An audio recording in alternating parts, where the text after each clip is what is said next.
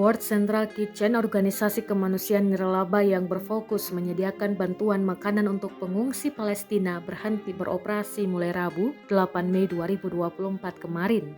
Pengumuman ini dirilis World Central Kitchen usai rudal Israel memulai membombardir wilayah Rafah yang menjadi dapur komunitas tersebut bagi jutaan pengungsi Palestina. Sebelum memutuskan untuk berhenti beroperasi, sempat menangguhkan aktivitasnya selama beberapa minggu pada awal April lalu. Penangguhan ini dilakukan buntut serangan udara yang dilakukan Israel hingga menewaskan 7 staf World Central Kitchen. Namun belakangan kelompok bantuan World Central Kitchen akhirnya kembali menjalankan operasinya di Gaza, Palestina. Akan tetapi, baru sepekan memulai operasionalnya, World Central Kitchen terpaksa menutup dapur umumnya seiring dengan keluarnya perintah evakuasi dari militer Israel.